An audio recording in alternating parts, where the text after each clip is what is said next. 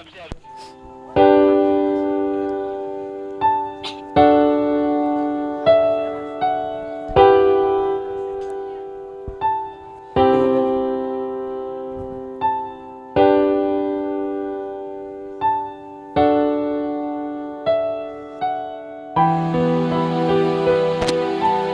tengah hiruk-pikuk kehidupan, terkadang kita lupa akan hal-hal yang benar penting, seperti keluarga, seperti kasih sayang, dan seperti kehadiran seorang ayah.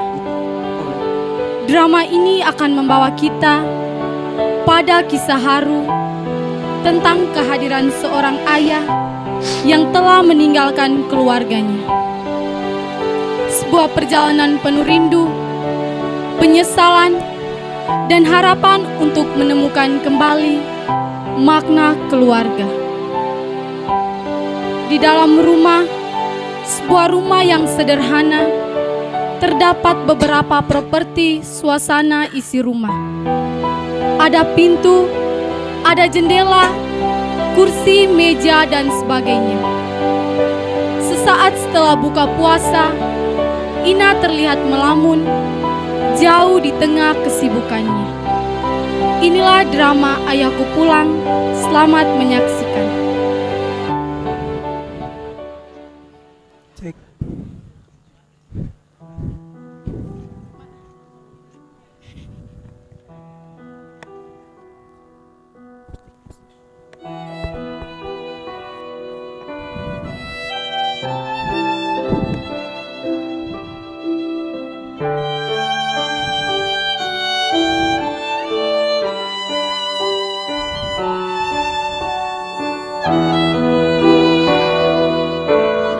Ina masih berpikir lagi. Malam hari raya, Sudin. Dengarlah suara bedung itu bersaut-sautan. Pada malam hari raya seperti inilah ayahmu pergi tanpa meninggalkan sepatah kata pun. Ayah? Keesokan harinya selesai hari raya, ku ampuni dosanya. Kenapa Ina masih saja mengingat masa lalu itu? Mengingat orang yang sudah tidak ingat lagi kepada kita. Nak, Ina rasa ayah kalian masih ingat kepada kita.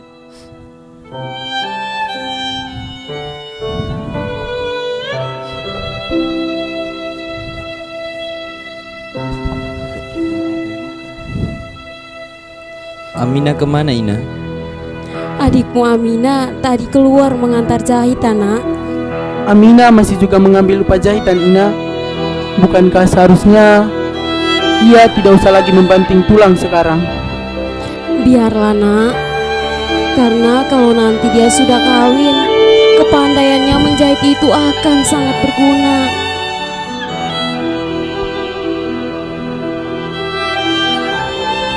Sebenarnya Ina mau mengatakan kalau penghasilanku tidak cukup untuk membiayai keluarga kita, kan?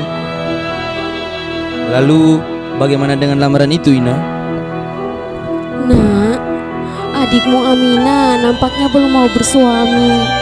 Tapi pihak orang tua anak lelaki itu terus mendesak Ina saja. Apa salahnya, Ina? Mereka kan punya banyak uang. Ah, uang, Sudin? Maaf, Ina, bukan maksud mau menjual adik sendiri.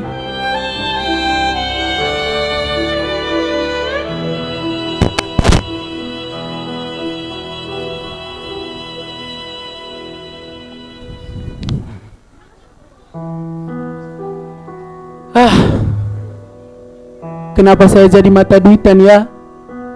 Mungkin hidup yang penuh penderitaan ini.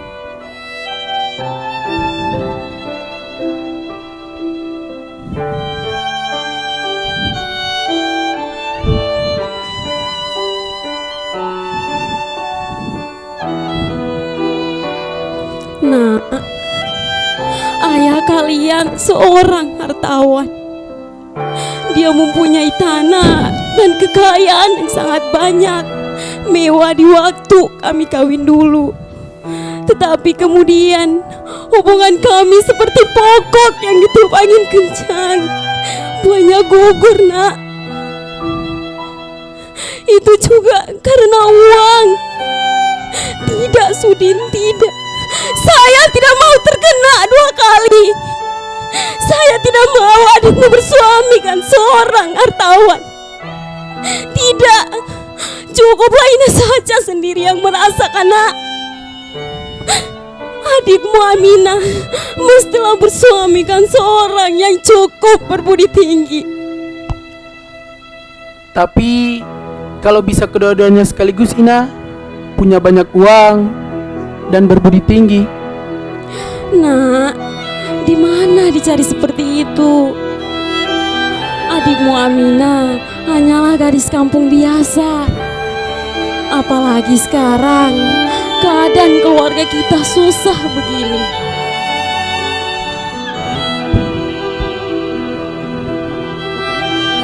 Semua ini karena ulah laki-laki itu. Aminah pun harus menderita pula sejak kecil. Dan saya sebagai abangnya, saya harus bertanggung jawab. Kalau saja saya punya uang 1 juta. Nak, buat perkawinan adikmu Aminah hanya 500.000 rupiah saja sudah cukup. Sesudah adikmu Aminah nanti giliranmu, anak. Saya kawin, Ina. Mana mungkin saya memikirkan kesenangan diri sendiri. Sebelum Ina dan adik-adik saya bahagiakan dengan hasil jerih payah saya sendiri. Ina sudah sangat bahagia kalau kalian sudah bahagia, nak. Karena nasib ibu bersuami tidak baik benar. Dan kata orang, bahagia itu akan turun kepada anak-anaknya. Malam hari raya sewaktu ia pergi itu, Ina tidak tahu apa yang harus Ina lakukan, nak. Sul pulang lambat sekali hari ini, Ina. Nak, barangkali banyak yang harus dikerjakannya. Karena katanya bulan depan dia naik gaji, nak. Betulan, Nina. Sul memang pintar, otaknya encer. Tapi kita tidak punya cukup uang untuk membiayai sekolahnya lebih tinggi lagi. Tapi kalau ia mau bekerja keras, ia akan menjadi orang yang berharga di masyarakat. Nasudin, siapa gadis yang Ina lihat jalan bersamamu? Ah, dia itu cuma teman kok, Ina.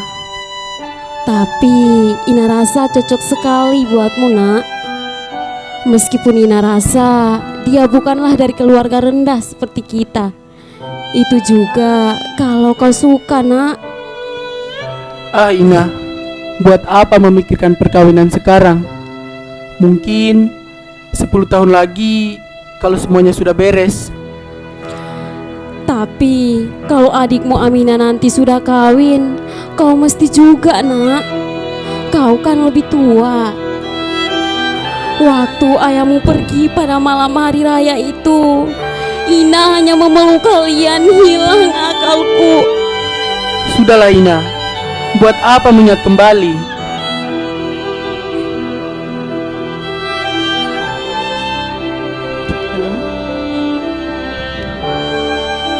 Assalamualaikum. Waalaikumsalam.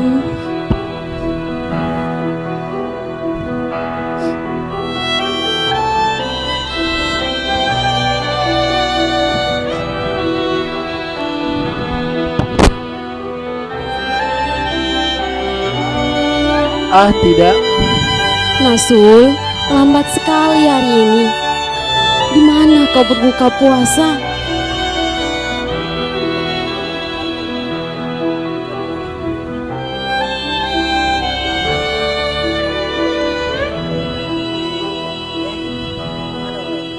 Adikmu Aminah tadi keluar mengantar jahitan, nak.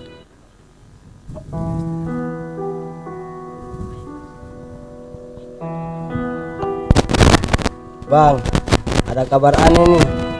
Tadi pagi saya berjumpa dengan seorang tua yang mirip sekali dengan ayah. Oh, begitu.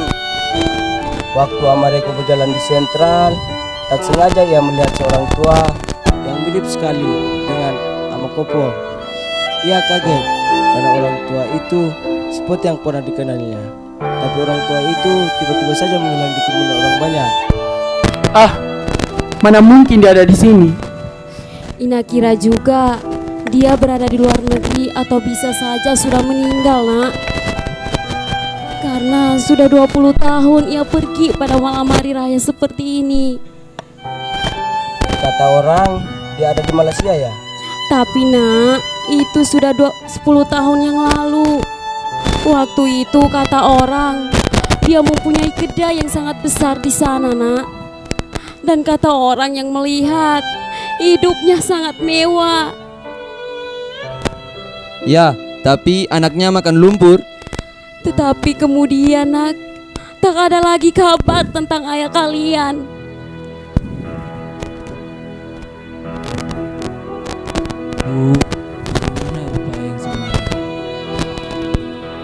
Nak, dulu ayah kalian masih muda. Ia tak suka belajar. Tidak seperti kalian semua, Nak. Ayah kalian suka berfoya-foya. Dan ayah kalian pada masa itu sangat disegani oleh semua orang, Nak. Dan ayah kalian juga suka meminjamkan uang ke sana kemari.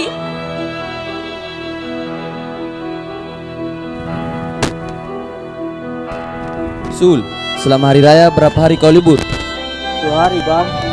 Oh ya, hampir lupa. Ada makanan yang belum Ina taruh di meja.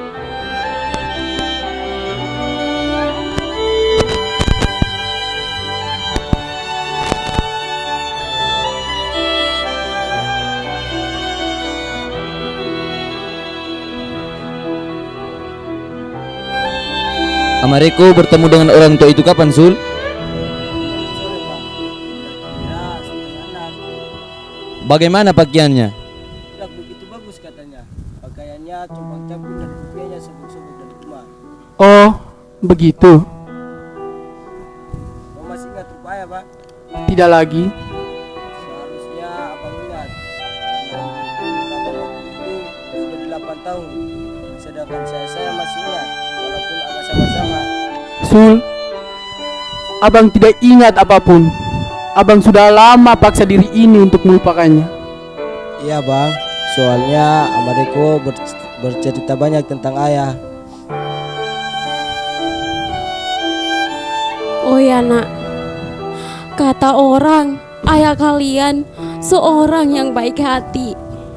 Jika ia berada di sini sekarang di rumah ini, besok hari raya, dia tak bersenang-senang bersama kalian semua, Nak.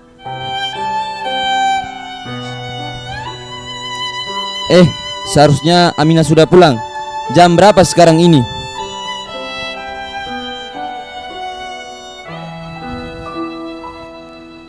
Bang, ada kabar lagi nih.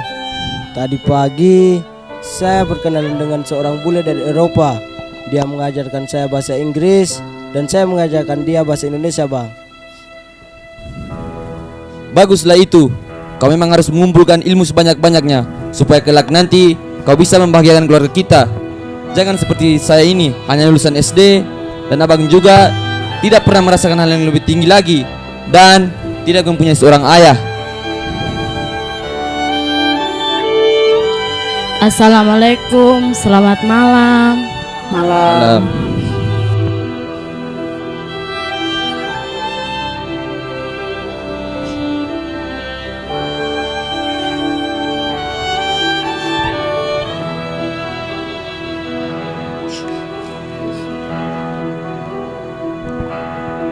Sudah berbuka puasa semuanya? Nak, tadi kami menunggumu tapi lama benar. Makanlah. Apa yang kau lihat di luar? Waktu saya lewat di situ tadi, Bang Sudin, dengarlah dulu. Ya, saya dengar. Ada orang tua di ujung jalan itu. Dari jembatan sana melihat-lihat ke arah rumah kita. Tampaknya seperti seorang pengemis. Loh, kok semuanya jadi diam? Orang tua, bagaimana rupanya? Sudah agak gelap jadi tidak terlalu jelas kelihatannya, tapi orangnya pendek. Coba kulihat.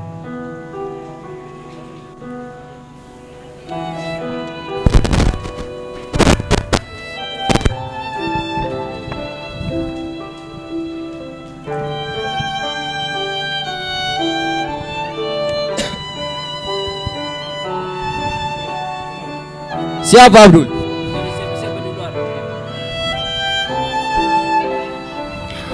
Dulu malam hari raya seperti ini ayahmu pergi, Nak. Ina, lupakan saja apa yang sudah berlalu itu. Cek.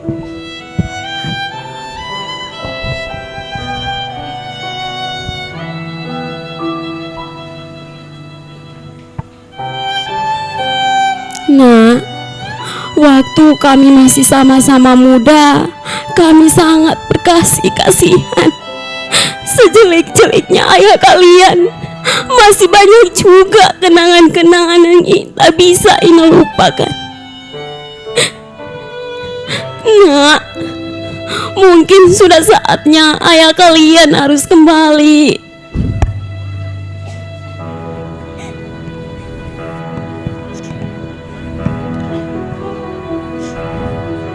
Assalamualaikum. Assalamualaikum.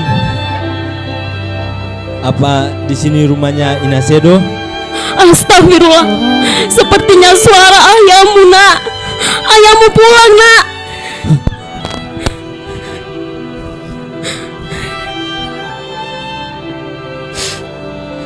Sedo? Engkau Sedo? Kopong, engkau Kopong, engkau banyak berubah, Kopong. Ya, saya berubah Sedo. 20 tahun penceraian merubah wajahku.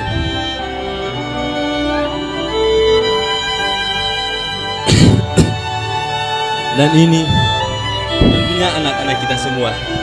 Iya, memang ini semua adalah anak-anakmu yang sudah lebih besar dari ayahnya. Mari duduk dan pandangilah mereka. Apa? Saya boleh duduk? Tentu saja boleh, mari.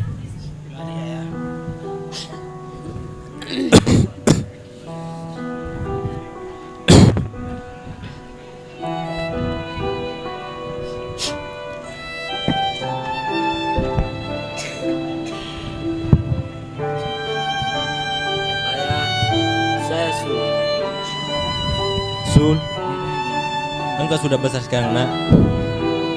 Waktu ayah pergi dulu, kakimu masih kecil sekali dan belum dapat berdiri.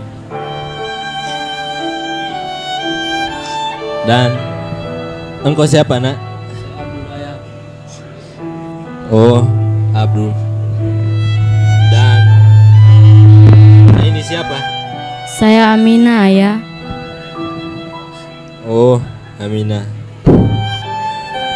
Saya dengar dari jauh bahwa saya mendapat seorang anak lagi, seorang putri.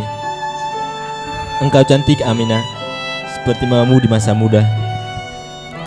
Saya sendiri tidak tahu di mana harus memulai berbicara. Anak-anakmu semua sudah lebih besar seperti ini.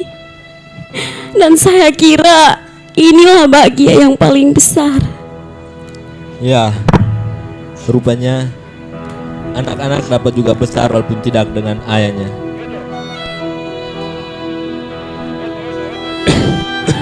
Ya memang, anak-anakmu semua sudah jadi pandai sekarang. Bahkan sudah mempunyai penghasilannya masing-masing. Sudin bekerja di gudang kopra. Sul tak pernah tinggal kelas selama bersekolah. Sedangkan Amina, dia membantu saya untuk menjahit.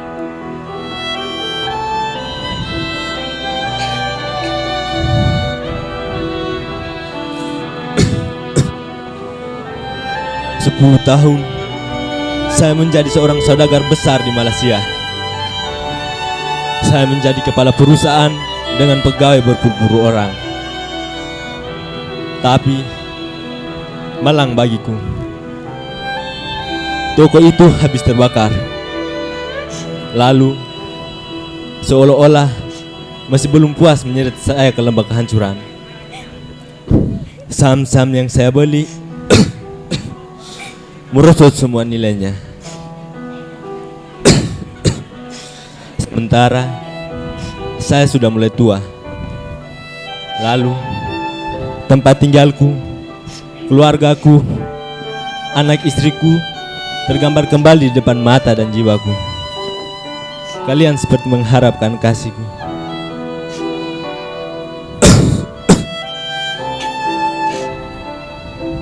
Maukah engkau memberikan ayah segelas air, nak? Hanya engkau yang tidak. Sudin! Ayahmu berbicara itu, nak! Mestinya engkau gembira! Sudah mestinya engkau gembira ayahmu kembali berjumpa dengan anak-anaknya yang sudah sekian lama tidak bertemu!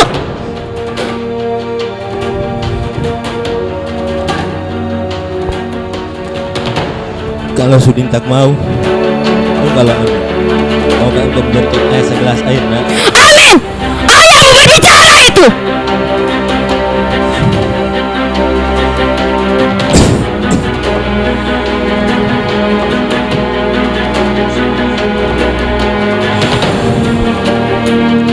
Kalau mereka berdua tak mau, engkaulah amin. Maukah engkau memberikan ayah segelas air, nak? Amina, kapan kamu punya seorang ayah? Sudin! Kami tidak mempunyai seorang ayah, Ina. Kapan kami mempunyai seorang ayah? Sudin, apa katamu itu? Tidak mempunyai seorang ayah, kataku. Kalau kami mempunyai seorang ayah, apa perlunya kami membanting tulang selama ini? Jadi budak orang. Waktu saya berumur 8 tahun, saya dan ibu hampir saja tenggelam di laut. Untung ibu cepat sadar. Dan jika kami mempunyai seorang ayah, kenapa saya membanting tulang waktu saya berumur 10 tahun? Kami tidak mempunyai seorang ayah. Kami hidup dalam keadaan sengsara. Rasa gembira di hati sedikit pun tidak ada.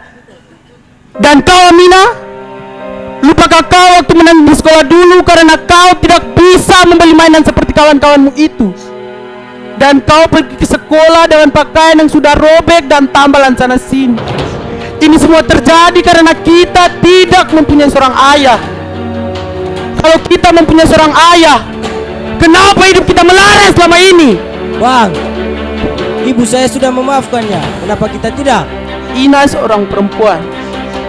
Waktu saya kecil dulu, saya pernah menangis di pangkuan Ina karena lapar dan penyakitan.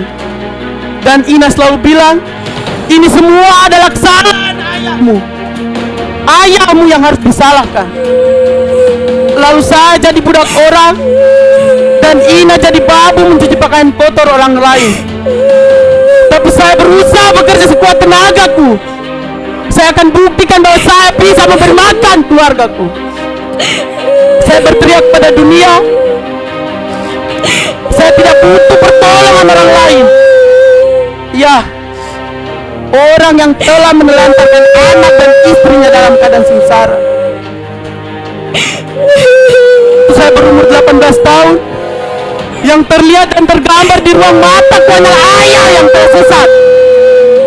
Melarikan diri dengan seorang perempuan asing yang lalu menyeretnya ke dalam lembah kedurjanan. Lupa kau kepada istrimu, dan juga kau lupa pula pada kewajibanmu.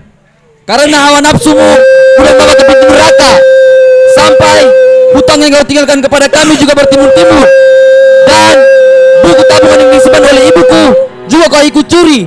Dan jika kami mempunyai seorang ayah, maka itu adalah musuh terbesar kami. Bang, lihatlah ayah. Dia sudah tua, Pak. Sul, sering benar kau mengucapkan kalimat ayah pada orang yang tidak berarti ini. Orang tua yang masuk ke dalam rumah ini, dan dia mengatakan bahwa dia adalah ayah kita, dan kau sebut-sebut dia adalah ayah kita. Tidak, Sul. Tidak. Sul, siapa yang berdiri paling di depan waktu kamu tidak di sekolahmu dulu? Dan siapa yang membelamu pada saat kamu dikeroyok oleh teman-temanmu di kota itu? Bang, kita adalah darah dagingnya. Bagaimanapun punya dia, kita tetap anaknya yang harus merawatnya.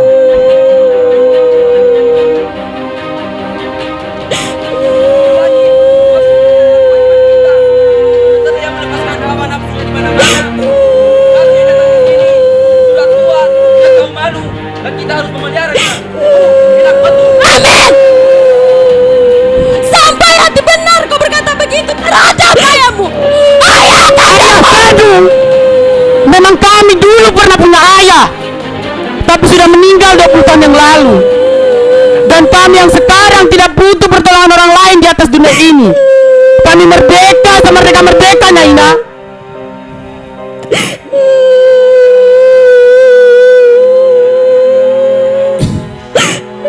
Saya memang berdosa. Saya mengaku. Dan itu sebabnya saya kembali pada hari tuaku ini untuk memperbaiki kesalahan dan dosaku. Tapi ternyata sekarang, nah, benar kata musuh. Saya hanya seorang tua yang tidak bermaksudkan diri untuk masuk dalam rumah ini. Saya tahu saya tidak akan diterima. Baiklah, saya akan pergi. Dulu ayah, jika abang menerima ayah, sayalah yang mau menerima ayah. Saya tidak peduli apa yang terjadi. Apa pernah kau menerima pertolongan dari orang tua seperti ini? Kami pernah menerima tamparan, tendangan serta pukulan dari dia dulu, tapi sebiji darah pun tak pernah kami terima dari dia.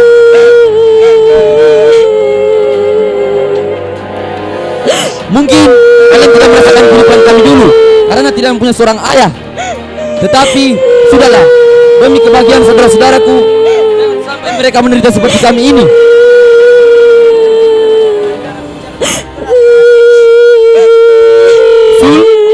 Siapa yang membesarkan kau?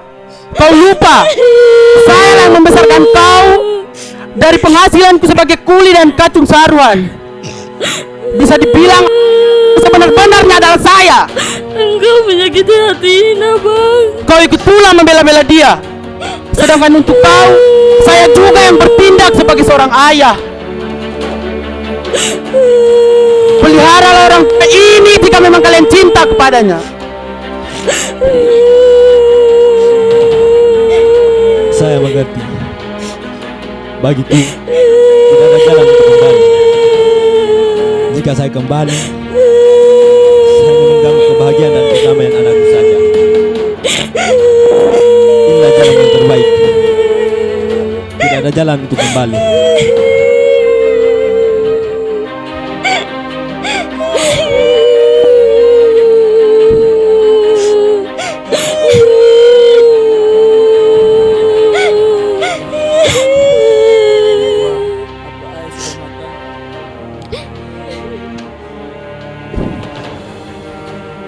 Mana ayah akan pergi sekarang?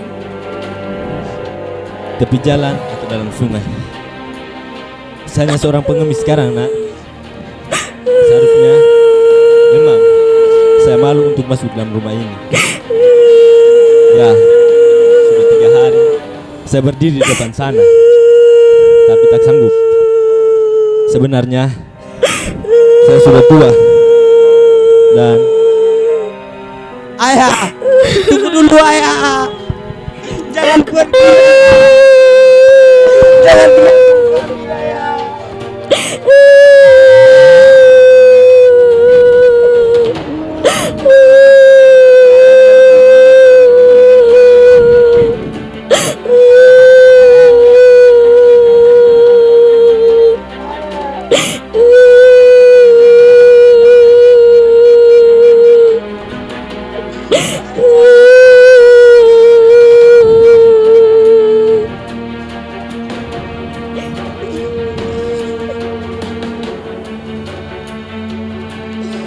Malam hari raya dia pergi dan datang untuk pergi kembali. Seperti gelombang yang dimainkan oleh angin topan.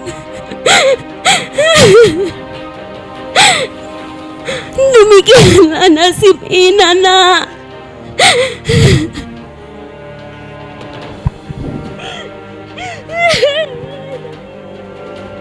Abang, bagaimanakah abang? Tidak bisakah abang memaafkan ayah? Besok hari raya, sudah semestinya kita saling memaafkan. Abang tidak kasihan dia setua itu. Kemana dia akan pergi sekarang? Tidak ada rasa belas kasihan, tidak ada rasa tanggung jawab terhadap adik-adikku yang tidak berayah lagi. Dalam hujan lebat seperti ini, abang suruh dia pergi. Dia ayah kita, bang, ayah kita sendiri. Mengapa sekarang kalian malah menyalahkan kami berdua? Ingat, kita tidak pernah punya ayah. Tapi baiklah, sekarang kalian harus pilih kami berdua atau dia. Tidak, tidak bang. Saya akan panggil kembali ayahku. Saya tidak peduli apa yang abang lakukan. Kalau perlu, bunuh saya kalau abang mau. Saya tetap panggil kembali ayahku. Aku harus pulang. Aku harus pulang. Sul kembali, Sul kembali.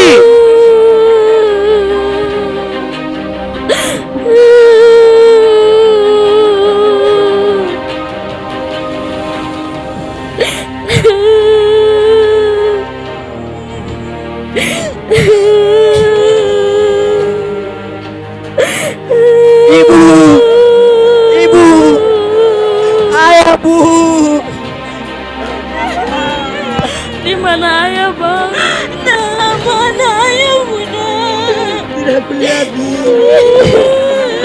Dan biaya saja yang aku dapati.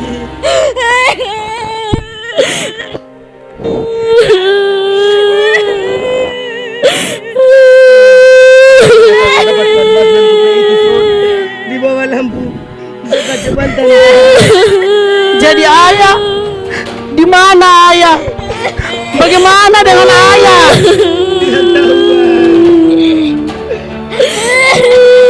Jadi dia meloncat ke dalam sungai. Ayah!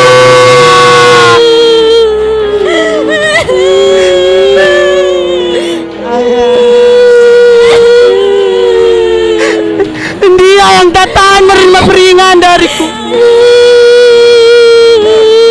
Dia yang selalu dihormati orang. Dia yang angkuh. Ya, angkuh seperti diriku juga. Ayahku, aku telah membunuh ayah. Ayah kita sendiri. Ayahku pulang. Ayahku pulang. Ayahku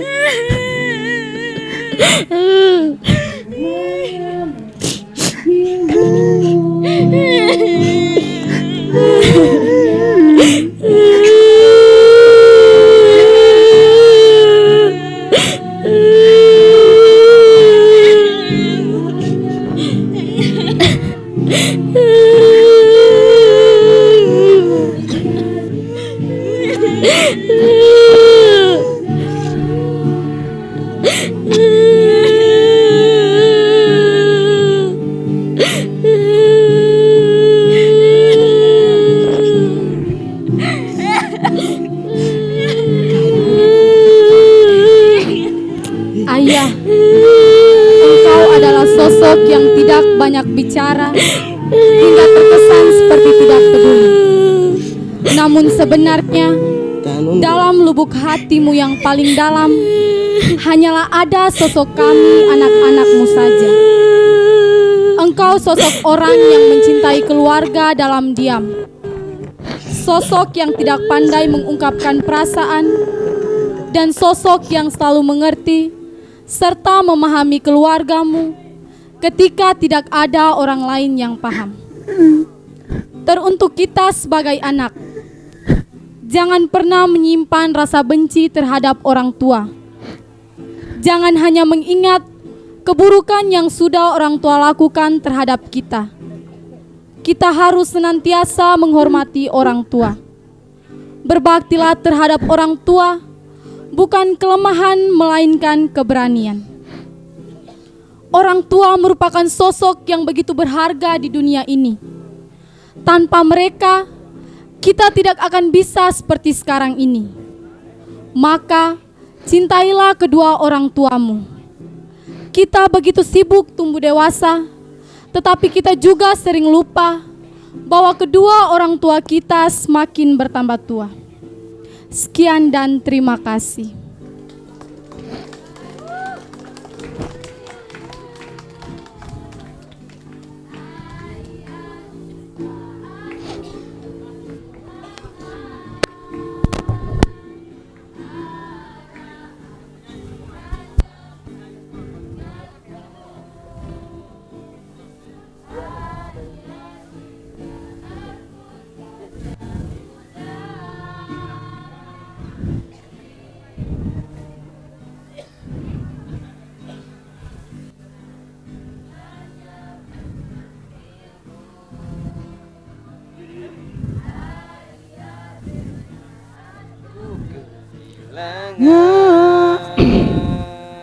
Arah aku niatmu,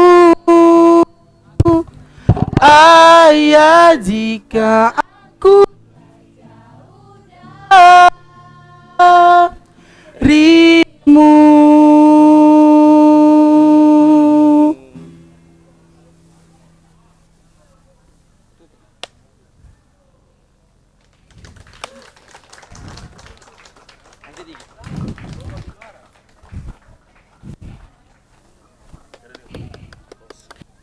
Tiga banget.